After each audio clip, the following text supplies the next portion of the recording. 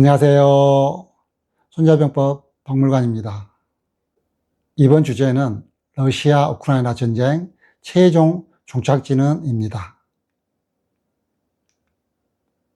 러시아 역사는 9세기 슬라브족이 세운 키예프 공국에서 출발하고 있습니다.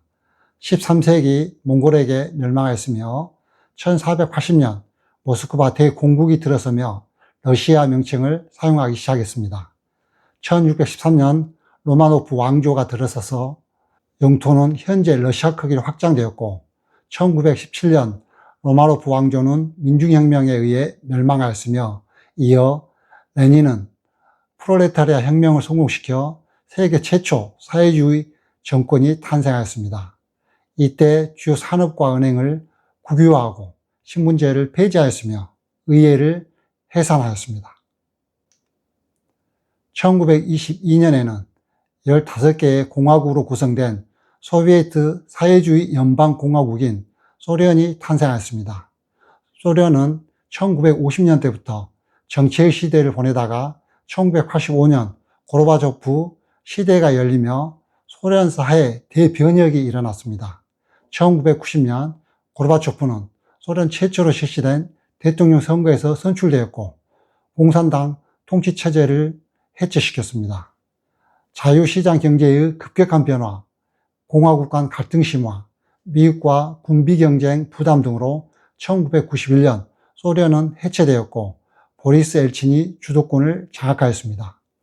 1998년에는 기업 다수가 파산하는 등 러시아는 채무 불이행을 선언하였으며 2년 후 2000년에 푸틴은 압도적인 지지로 대통령에 당선되어 2025년 현재에 이르고 있습니다.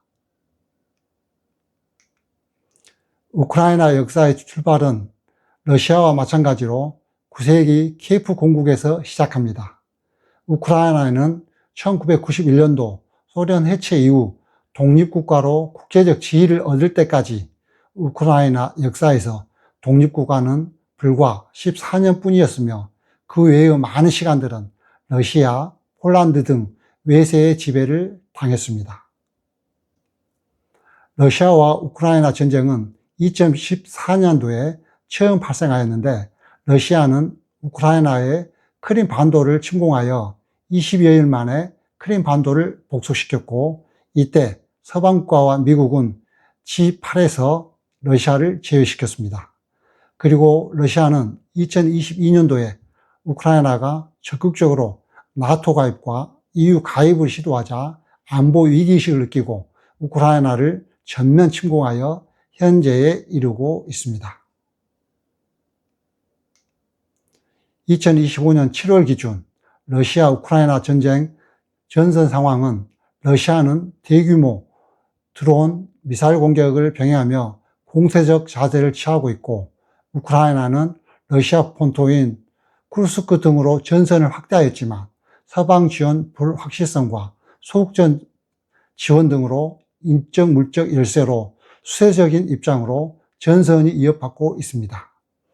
미국 트럼프 행정부는 우크라이나에는 패트리어트 등 첨단 무기를 지원하고 러시아에는 100% 관세를 부과하여 전쟁 해결을 위한 압박을 시도하고 있습니다.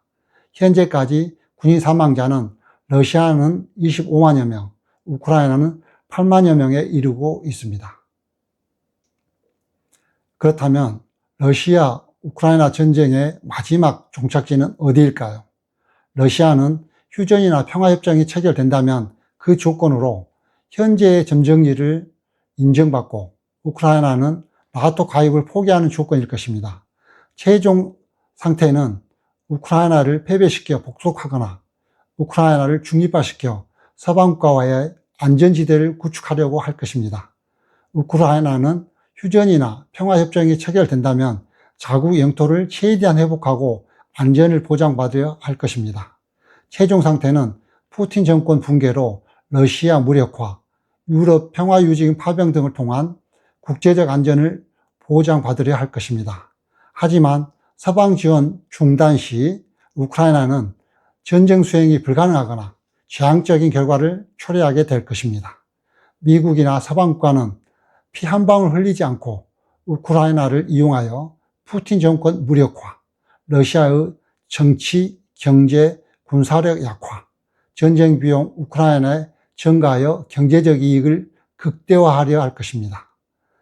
향후 우크라이나는 서방 지원이 중단되지 않도록 협상을 잘 이어가야 하고 자칫 실수하거나 분란이 발생하면 큰 수령에 빠져 헤어나오지 못할 것입니다. 이와 관련된 손자병법은 백전백승 비선지선 자야, 부지런히 구린지병 선지선 자야로 100번 싸워 100번 이기는 것이 가장 좋은 것이 아니고 싸우지 않고 상대를 굴복시키는 것이 가장 좋은 것이다 라는 의미입니다.